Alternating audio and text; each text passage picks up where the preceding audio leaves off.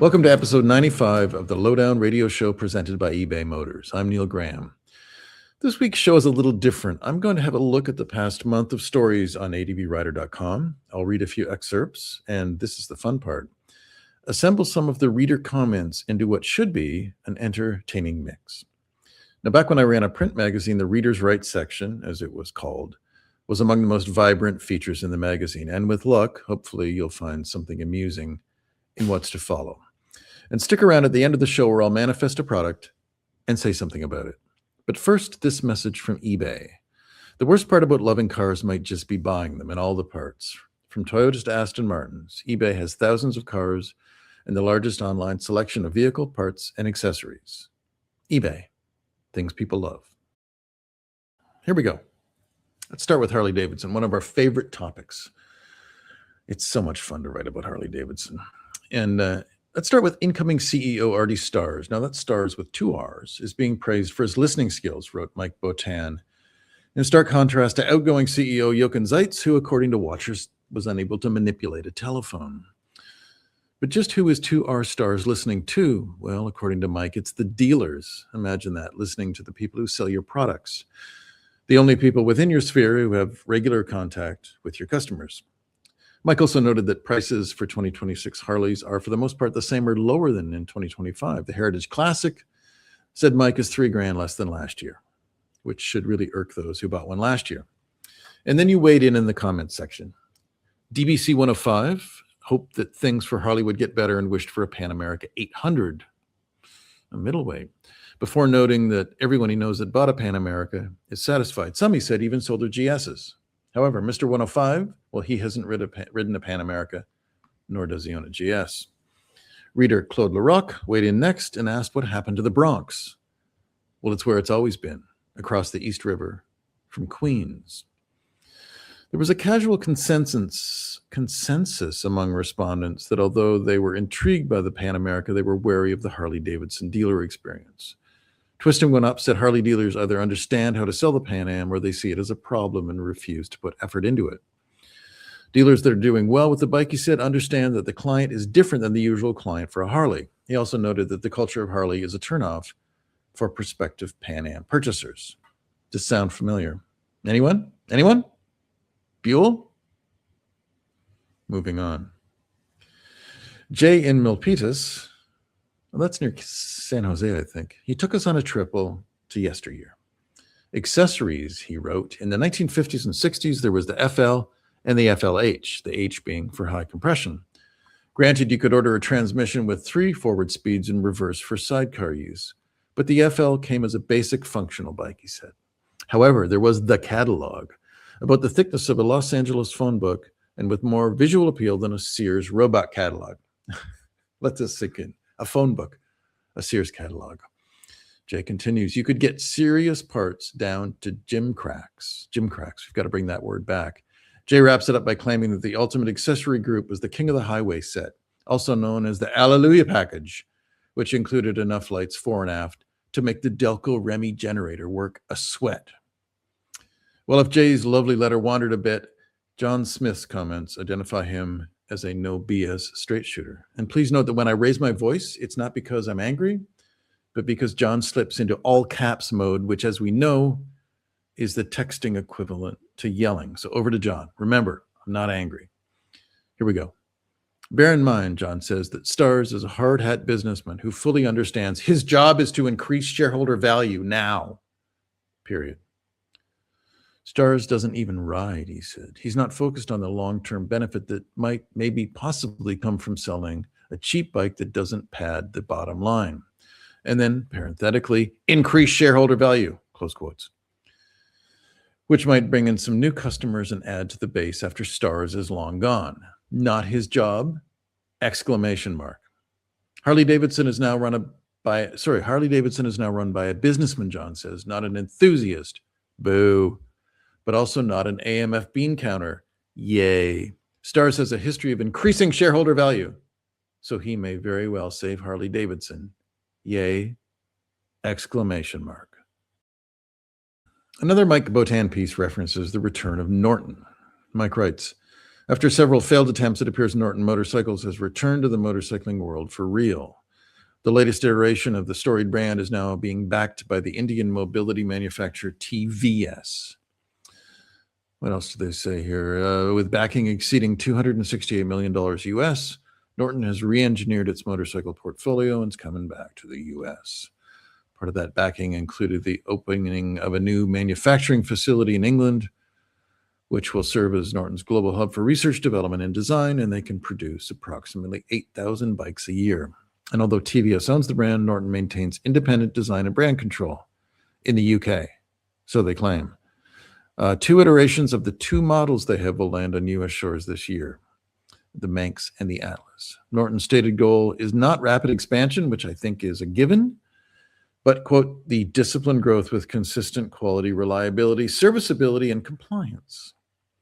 Okay, on to the comments. The general sentiment is that we're all really sick of the resurrection of dead brands, and the Nortons pictured show motorcycles of, well, you got to say it, astounding banality. But you kind of get what they're going for, a classy counterpoint to the knife-edge franticness of Kiska KTMs. It's not a bad goal, but these new Nortons remind me of my Braun hand blender that I had years ago, which was a fabulous appliance and yet remained an appliance. Okay, on to your comments. Boltaco206, speaking of dead brands, wrote that they'd rather see a startup forge its own name and leave the classics alone. And respondent King Ghidorah, which I think Ghidorah is like an armless dragon with 3 heads and fan wings and multiple tails, which kind of reminds you of contemporary KTM design. Anyway, King Ghidorah takes us to a rather extreme view of speaking for all Americans with his comment, which is this: US to Norton, please don't bother if this is what you're bringing.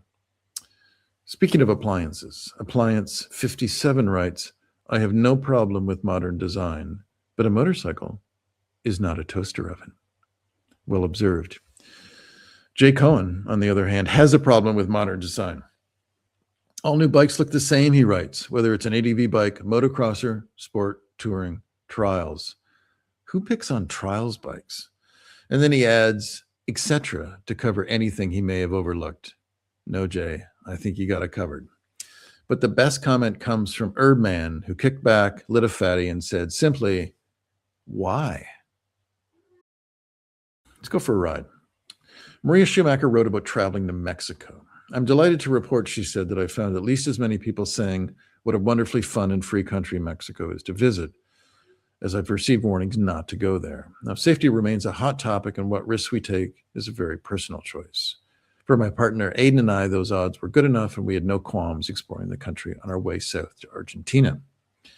Much of the text in Maria's piece is based on our actual experience of riding there for this piece, which is far more useful than fear-based timidity by those who've never traveled south of Oregon. And much of her advice is based on what has become a rarity in today's world, which is common sense. Such as, if you're in a town after dusk and the streets are empty, take an Uber back to your hotel. And don't leave your bike in the wild at night. Rather look for a hotel with a courtyard to stash them in. And here's a good tip, and I never thought of this one, but if you take a cover for your bike, don't bring a new cover. Take something that's old and ratty to dissuade anyone from looking underneath. Excuse me, Maria continues. We didn't have any bad experience by the countless roadblocks either. Some are organized by police, some by military, and probably some by cartels. Though I wouldn't be able to tell, she writes. They all look official and they all carry guns. Some just waved us through. Others might take a cursory peek into our bags. None ever asked for bribes. Usually they just wanted to know where we were from and where we were going to and to see our documents. And the story talks about what documents you need. So dig it up if you're interested. And another thing, and this is always true with going through borders, don't dig out more than you need. Wait till they request it and then just give them what they want, because you look suspicious. You look guilty if you start doing more than you have to. She also said to our American friends not to take your guns. A special permit is required for that. And if you're traveling in an area known for cartel activity, stick to daylight riding in hotels. I said that already. Otherwise, camp. And don't bother carting along cooking gear. This surprised me. Maria said, because food is plentiful, wonderful, and cheap. She also had useful notes in the documents required to travel. I told you that already. Okay, on to the comments. John W., and this is a great story, recounts a wonderful story of traveling by car in Mexico with his daughter. They were on the coast, he writes, and they'd locked the keys to the rental car in the trunk. Now, the mariachi band that played nightly in the town had pulled in across from our car while we were trying to find a way to get the keys.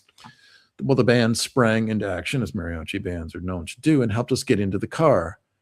And then they got out their instruments and played a victory song for us right there in the road. That right there is what it's like if you follow the advice. Just don't be an idiot, tourist. Carrying on with our theme of traveling, Photos of the Week editor Katie Hunter toured Quebec's Gaspé Peninsula on an Airhead BMW. And her words are as good as the photographs. Here she goes. Surrounded by the Gulf of St. Lawrence, the peninsula juts out like an arm over the top of the province of New Brunswick and sits under the mainland province of Quebec. It's accessible via a bridge that spans the Restigouche River from the border town of Campbellton, New Brunswick, leading into Quebec, where the booze is cheaper and the cheese is raw. There's a combo.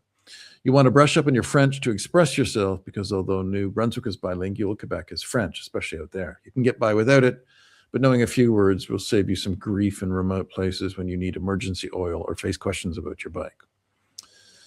And now that we're in the midst of winter, here are some more of Katie's words to remind us of better times.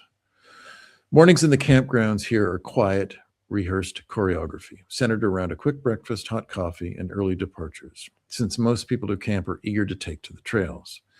Even though we were here for biking, we followed a crowd of hikers to a medium difficulty trail, pulling our tired selves up and down cliffs meant for bodies in better shape than ours.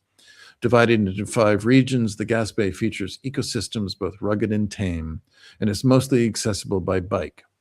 Due to the remoteness of some areas and also out of habit, we always carried extra water and a paper map, which came in handy except when we followed a snowmobile trail. We rode through the Appalachian mountain range, the boreal forest, and along open coastlines with enough wind to push us sideways.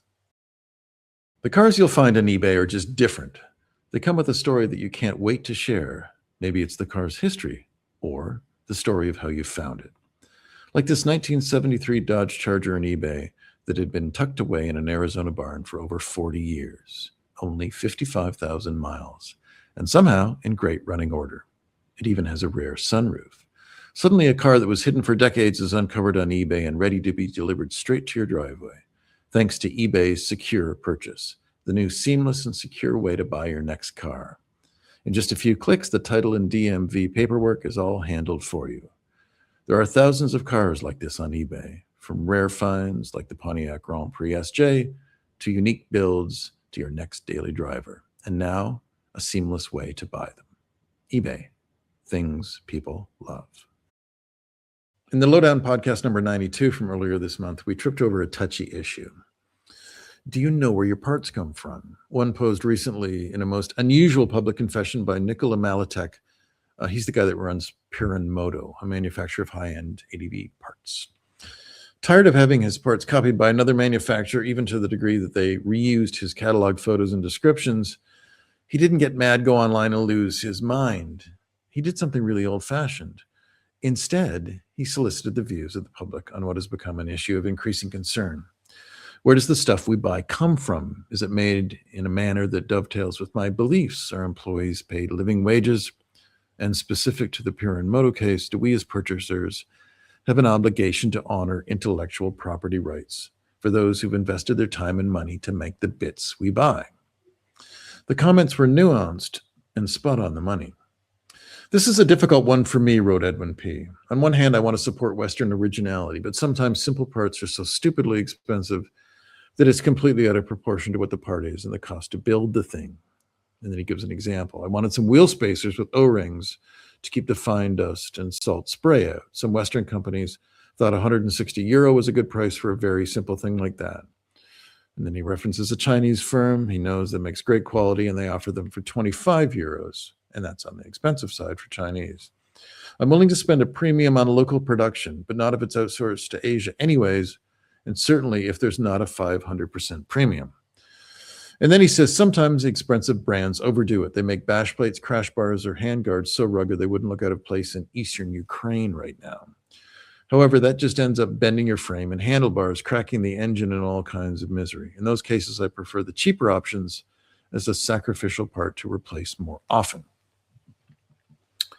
Brooklyn Bob offers us another viewpoint, that of the cautionary tale. Without getting into the moral, ethical, and political point made, with which I agree, by the way, I will recount a couple of recent purchases. I needed a battery for my 2016 Triumph and ordered a middle-of-the-road cost battery from Amazon, brand name he's never heard of. It lasted 2 weeks and died. Amazon made the problem simple. They credited me the cost, and I just ordered another similar battery that lasted 3 days. An overnight ship to 3 volts. Overnight drop to 3 volts. Charging system is fine on his bike, he adds. Once again, Amazon to the rescue. But this time I paid nearly double the price and bought an actual UASA battery. Early on in my 20-plus bike history, I always used UASA brand batteries with never a problem. But as the prices went higher and higher, I looked to save money. And as he says, it didn't really work out in this case. And then Chris L says, let me start out by saying I highly respect Nikola. I own a Desert Cross and have several Desert X, Desert Cross. I never know what to call it. Let's call it Desert X. And have several Piran Moto parts on the bike. They're very innovative and meet a real need. We're thoughtfully designed to accommodate accessorizing with Moscow Moto Gear, another brand he loves.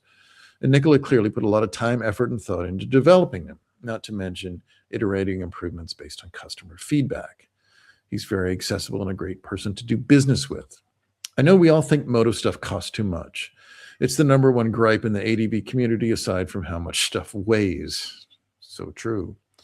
But if it costs that much from OEMs, it's in part because of the money they sink into R&D, marketing, customer service, and so on. Knockoff suppliers aren't doing any of those things, and that's why they can offer them at much lower prices. But ultimately, it doesn't benefit the moto community in the long run, and it puts legitimate innovators out of business. It's not always easy to tell which products are knockoff, particularly for smaller bits and consumables on Amazon. I have no idea who the OEM is sometimes, even after doing some sleuthing around, and here he adds that he's a professional researcher by trade. I can forgive it in those cases since it's not for lack of trying to do the right thing. However, he does take issue with people who knowingly buy knockoff products and then boast about it, sometimes right on the OEM's Facebook page.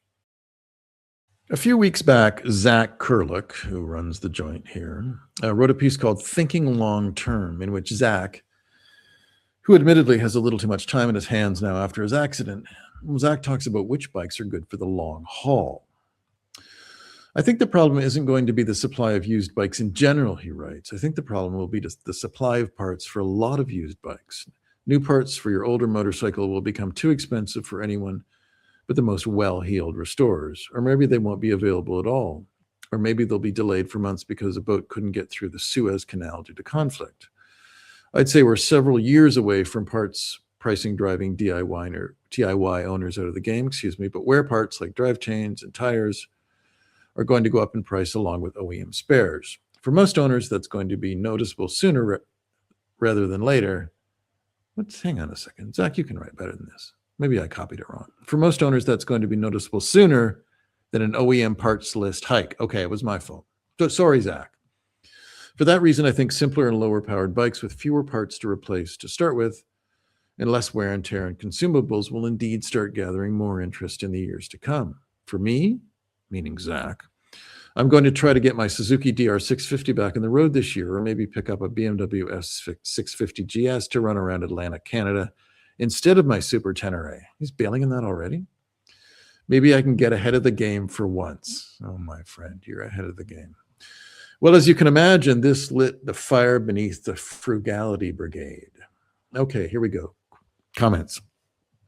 Jimmy Z wrote, one of the things that stops me from replacing my 20th century motorcycles with more current models is the complication. Also, because he's 73 and riding less, do I need something else when my antiques run just fine? I love all the Kawasaki 650 twins, but they're cooled by water. Ick, he writes. If I was being honest with myself, and I suspect he always is, a Royal Enfield 650 Interceptor is the perfect bike at the moment. Enough power, no water, and it looks like a real Brit bike. Motor Bro looked beyond our shores. In less developed countries, he wrote, where most bikes are under 150 cc, those bikes just keep on running with parts that are either universal or adapted to work. We in developed countries, quotation marks, pay for our luxury with the planned obsolescence of overpriced and overfeatured products. However, he ended his comments with this caveat. I sure do like electric start.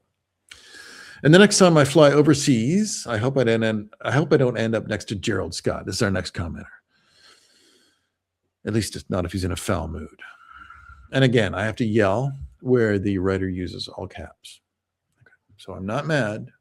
I'm just doing what I'm told. All new and late model cars and motorcycles are junk. Very overpriced junk. Any vehicle that runs on software is junk. I have 4 cars. The newest one is a 2007 Mercury Grand Marquis. I bought it a little over a year ago with 27 miles on it from the original owner. I also have a 2006 Mercury Grand Marquis I bought 13 years ago with 52,000 miles on it. And now it has over 400,000 miles with very few problems and nothing expensive. The engine and transmission have never been worked on. I would not buy any car truck newer than 2010. As for motorcycles, he has 5 of them, all carbureted. Of course, I have no plans to ever buy another new motorcycle. The only decent quality new motorcycles I can still find for sale are the following: Suzuki DR650S, DRZ 400S, which appear to be leftover models, he writes, because it's not made for 26, the Honda XR 650L, and the Yamaha V-Star 250 and TW 200. Everything else, he writes, is a piece of shit computer on wheels. I don't expect decent quality or affordable cars and motorcycles to ever be made again. Buy good used ones as soon as possible. And even consider older models that can be refurbished. Don't ever buy anything new. And then someone referenced a KLR. And wouldn't you know it, Gerald, he returned. And here's what he said: the KLR is a wonderful bike until it becomes computerized. Pardon me. Now it's garbage. I've owned 2 KLR 650s, both bought new, a 2001 and a 2007. He wore both of them out. And he doesn't have a problem with machine shops, but I do have a problem with computer shops. You shouldn't need a computer shop or a technician to repair a motorcycle. Well, Scott Free, who's a regular contributor to the comments section on ADVrider, he broadened the subject to include modern appliances. It's not just cars and bikes, he wrote, it's everything. We're reaching the end stage of capitalism, when it's all about converting natural resources into garbage as efficiently as possible. That's a good line. I recently replaced a 40-year-old furnace. The new one will be lucky to last half as long, but as they say, it's more efficient and saves money, though not enough money to pay for its replacement. Washers, dryers, dishwashers, etc. are now pretty much disposable, serviced by replacement after a surprisingly short life. I'm waiting for car hoods to be welded shut with a sticker saying, and sorry, but I have to yell again, no replaceable or repairable parts inside, serviced by replacement only. Scott Free has 3 bikes in his garage: a 04 Road King with 120,000 miles, a 1980 Yamaha Maxim, and a 2025 Royal Enfield Himalayan 450. And then he ends it by saying, guess which one's most likely to not be here in a couple of years. And then Scott took a break, but he's back. So Gerald Scott, sorry. He says, my 2006 Sportster 1200 has a carburetor and runs great. It's just over 12,000 miles on it. Parts should be available for decades and properly maintained. They're 100,000 mile plus engines and can rebuilt after that. My 2006 Vespa GT200 also has a carburetor and can get close to 100,000 miles if properly maintained. And don't we doubt that he properly maintains them. Most parts are still available. I've never owned a bike that wasn't carbureted, and he never will. I can afford a 60s Triumph Bonneville or 70s Norton Commando. Don't go there, my friend. Don't do it. But at my age, he continues, I don't see the point. I almost certainly have enough bikes to last the rest of my riding life. Let's move on. Actually, let's not move on. Gerald's back. It's absolutely insane for any car, truck, motorcycle, or household appliance to need software. There's a few reasons for this. One is because it's much cheaper to make them than the real thing, yet they can sell it for a lot more because of the features. Another reason is so that an owner or independent shop cannot repair it. And yet another reason is so it can spy on you and use that information to generate ads based on your habits. Oh, you've been reading. Then there is the fact that the government is controlling literally everything based on their idiotic net zero policies. It's all come together to create a completely dystopian world. I'm just going to pop back in here and say that the original story that Zach wrote was about what bike to buy for the long haul. Just hold on to that thought. There's no end stage to capitalism, claims One Wheel Drive. The big problem in the US is consumerism, particularly consumers buying lots of big things on credit. And it's not just cars and bikes and other depreciating assets. It's even worse, taking on massive debt for a college education that may not pay off in the long run, or buying life experiences, aka vacations, because, quote, I deserve it, unquote, and paying for it on credit. Unlike a bike or a college degree, a vacation is money wasted the moment the charge is clear. Oh, God, aren't you fun? If people are being a little more careful forking over $20,000 on a bike, it's not necessarily because of lack of interest. It might be because we are becoming more culturally mature about our spending problems. And then Steve of the NW, I'm assuming that's the Northwest, isn't having it. Nonsense, unchecked, feral capitalism is a parasite that is surely killing its host, and it is in its final stages. We're being gouged for everything we need to even sustain our lives. Forget luxury items. The majority of us don't earn enough to maintain even a basic lifestyle. There are maybe a dozen or so families worldwide that control most of our resources, and that includes human resources. Most of the very richest ones have labored generationally to ensure that we never learn their names. They own almost everything, but they absolutely will not stop until they have it all. That, again, he's yelling, that is end stage capitalism. Well, Scott Free pops in, and finally the oil in his sump is finally warm. So here he goes. Oh, end stage capitalism is very real. It's happened more than a few times in economic history. I do not mean that I expected capitalism to go away and be replaced by something like communism, although as Marx predicted, though I will note the actual prediction he made remains untested. End stage means the system goes off the rails and does things like generating more debt than wealth, turns investment into speculation and speculation into gambling, and then there's one bubble after another. The things you identify as the problem of consumerism are another symptom, especially when paper growth becomes dependent on them. Eventually, and I think fairly soon, there will be a correction, and based on past history, I think it's likely that we'll return to an earlier form of capitalism that generates more wealth than debt, as we have in the past. And yes, if people are more careful about spending on bikes, it might be that they're showing some sense. I got into motorcycling because it was cheap fun. Seems to me that a lot of manufacturers have forgotten the cheap part. And when it's not cheap, it's just not as much fun. And here I thought we were going to talk about which milk crate from which dairy we should steal for our KLR that we're running on deep fryer oil. But wasn't I wrong again? For my lowdown print column at the beginning of January, I wrote about Harley and how we've gotten them all wrong. We've wanted them to be something they're not. And that not is a manufacturer of small capacity motorcycles. Leave it to Honda. And here I wrote, well, guess who's back? Yes, you know who it is. Harley-Davidson should go back to what they were making in the 1980s and 1990s, wrote Gerald Scott. The FL Touring models, the FX Cruiser models, and the XL Sportsters. That's it, period. The two basic engines, the big twin and the unit construction Sportster engine. They should look, feel, and sound like the engines Harley made back then. Same layout, 45-degree long stroke, single crank pin V-twins with one cam and 2 valves per cylinder and no counterbalancers.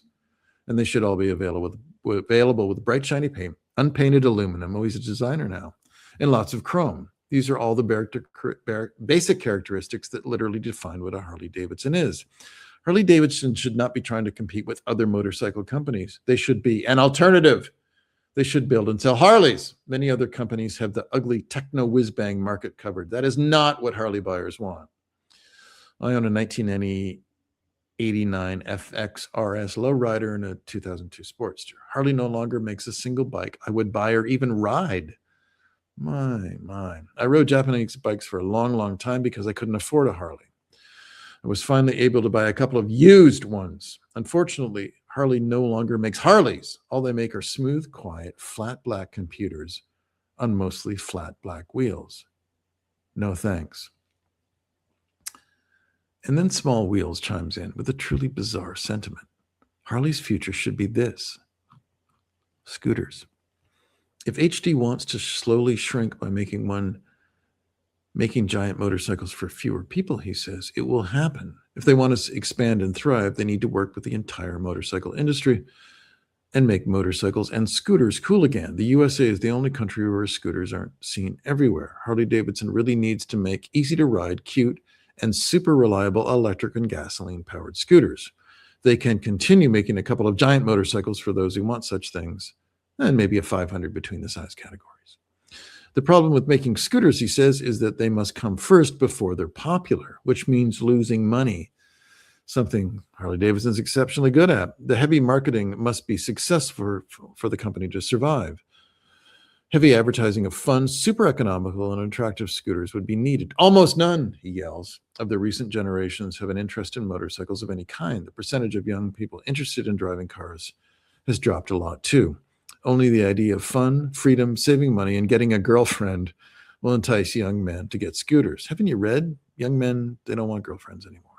Let the small Harley scooters be the breakthrough drug to keep Harley-Davidson in business. And then he goes on. True story. I'm always skeptical when people say true story, but I'm going to give them the benefit of the doubt. True story. I'd owned a dual sport and a cruiser over the years. Neither got attention from women that I knew. Almost none wanted to go for a ride. I had to work at it to get my girlfriend to ride as a passenger on my dual sport. Yeah, don't we all? I decided that a secondary vehicle was necessary when my cruiser required service. I didn't own a car, so I bought a Honda Metropolitan. The day it was delivered, I rode it to work in downtown New Orleans. I love New Orleans. I worked in a hotel in the French Quarter. On my way home in the evening, two separate women wanted to go for a ride with me. These ladies, they were ladies, weren't together. They were several blocks apart. I've had partners with which I've been several blocks apart, even when we lived together. I couldn't fit a second person on the Metropolitan, he continues. Did I suddenly become handsome? Was I exuding massive wealth on the scooter? Did I have some new magical cologne? No, he yells. It was the scooter. Chicks dig cute scooters and are willing to ride as a passenger on them.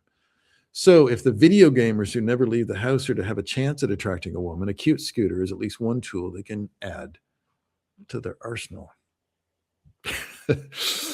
Nice choice of arsenal. And then I thought I'd have some fun with him. So I made a comment.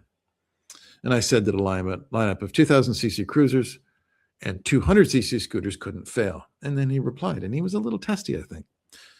He says, ask Honda, Suzuki, Yamaha, and Piaggio group about that. What would they say?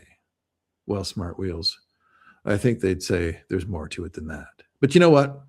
For your tenacity, I'm going to give this round to you. The Lowdown Show is presented by ADVrider.com and supported by ebaymotors.com. Finally, to wrap things up, I'd be remiss if I didn't address the situation in Minnesota, where in a move that's sure to sadden some and fortify others, Indian, on their 15th anniversary, announced that they're making a new retro chief for the 2026 model year. And in the words of their marketing director, we're always innovating, always competing, and always pushing forward, straight into the future that's 1953. This message comes from eBay. The worst part about loving cars might just be buying them and all the parts. From Toyotas to Aston Martins, eBay has thousands of cars and the largest online selection of vehicle parts and accessories. eBay, things people love. Okay, here we go. This is the product review segment. And if I have a strange look on my face, it's because something smells weird in my house and I don't know what it is. And I don't think it's the cat. Because the cat is actually cleaner than I am. Always licking himself, barfing up fur balls, you know. So here's the product for this week. And I know this sounds kind of pedantic, but it's this thing. It's the Drag Specialties Optimate 2 battery charger. And this is what I like about this, and I didn't realize this until recently, this will automatically decide whether your battery is lithium or lead acid and do its thing internally. And I'm still shocked at the number of people who don't have these things. And they're so cheap. They're, I don't know, $50 or less. And, you just plug it in and leave it in. And people think that for some reason, battery chargers are incredibly expensive. Like you're charging a Tesla or something. So they're super cheap. So buy one of these things, whatever brand you like, and just leave it plugged in because they cycle through the battery. And what I do is bring my batteries into the house, put them downstairs, plug this in for a day every couple of weeks, let it do its thing. And I get astounding battery life, even though I live in a wretchedly cold country. My batteries last for years and years. And I still tend, now that we're on the topic of batteries, I still tend to go with lead acid for street bikes. I think they last longer and they're more reliable. I think they're less resilient to, dying. But on the race bike, well, you have to go lithium, of course, because that's like a year's worth of bacon consumption that you take off right away. Anyway, buy a battery charger, plug it in, forget it. The cars you'll find on eBay are just different. They come with a story that you can't wait to share. Like this 1973 Dodge Charger on eBay that had been tucked away in an Arizona barn for over 40 years. Only 55,000 miles. And somehow in great running order. It even has a rare sunroof. Suddenly, a car that was hidden for decades is being delivered in just a few clicks with eBay's secure purchase. All the paperwork handled. There are thousands of cars on eBay, from unique finds, like the Pontiac Grand Prix SJ, to daily drivers, and now with a new way to buy them. eBay, things people love. Thank you for listening to the Lowdown Radio Show.